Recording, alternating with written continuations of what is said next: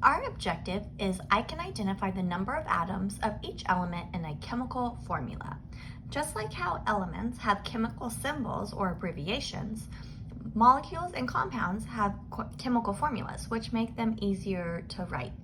A chemical formula shows letters and numbers, and it tells us what elements are within the formula and how many of each atom there are.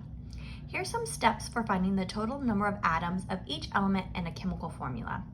Right now, it might be tempting to skip some of these steps and it might seem easy.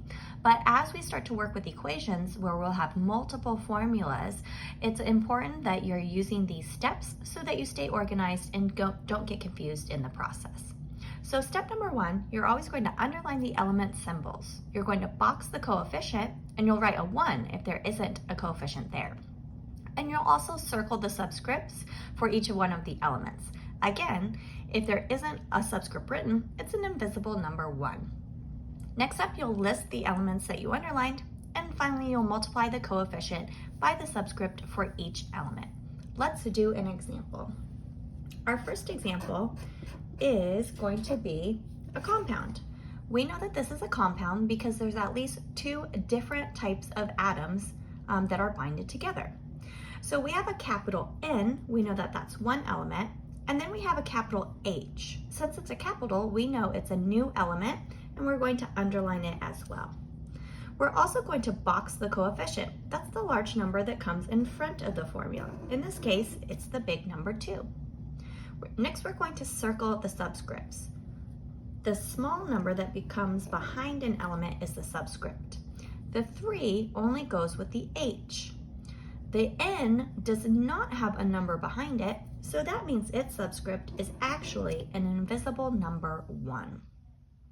Next up, I'm going to list all of the elements that I underlined. So I'm going to say capital N for nitrogen and a capital H for hydrogen. Next up, I'm going to multiply the coefficient by the subscript for each one of the elements. The coefficient for N is 2. The subscript for N was the invisible number 1. 2 times 1 equals 2. There's 2 atoms of nitrogen in this compound.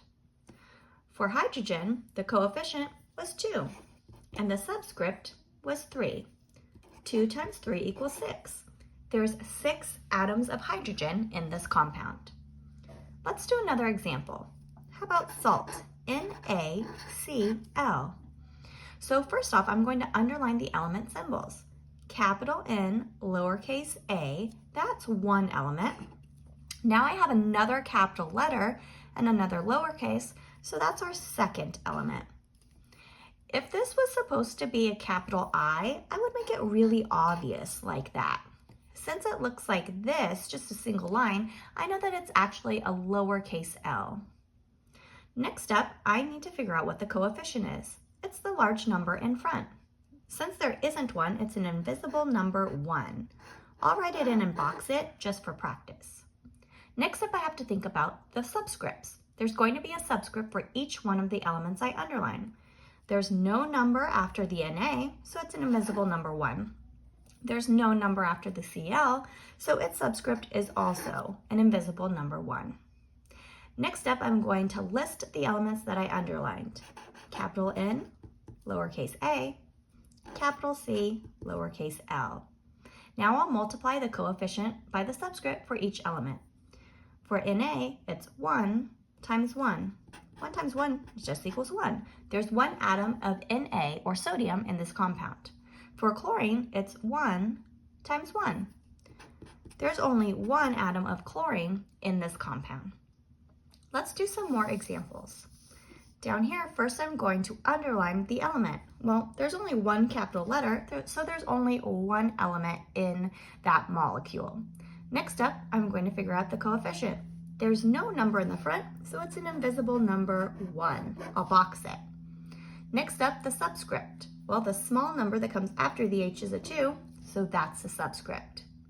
Now I want to find the total number of atoms in this compound, in this molecule. So I'm going to write the letter that I underlined, then I'm going to multiply the coefficient times the subscript. 1 times 2 is 2. So there are 2 atoms of hydrogen in that molecule. Next up, underlining the capital letter H. Now I have another capital letter that signals to me that it's a new element. I'll underline that capital C, lowercase l. Boxing the coefficient. The big number in front is a 2.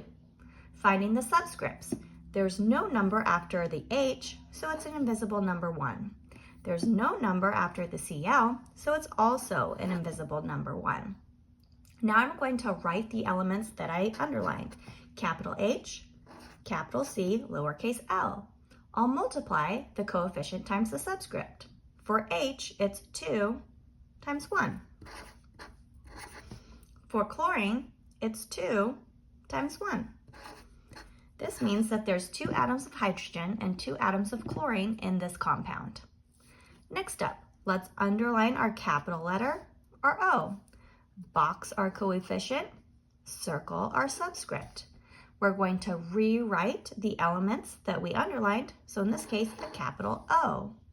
We're going to multiply the coefficient, the number in front, by the subscript, the number behind the oxygen.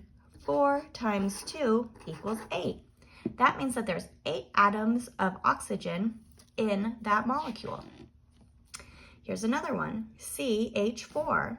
Let's underline our elements. Capital C, capital H. There's an invisible number 1 in the front. There's no number after the C, so it's an invisible number 1 for the subscript. There's a number 4 after the H, so H's subscript is 4. Let's rewrite our elements, capital C, capital H, and now we're going to multiply coefficient times subscript. 1 times 1 for C. 1 times 4 for H.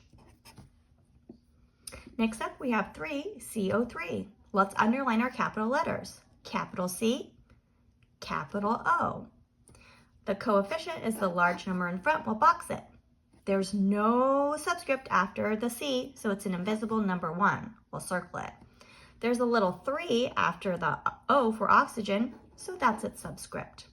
Let's rewrite the elements we underlined. C and O, both are capitalized.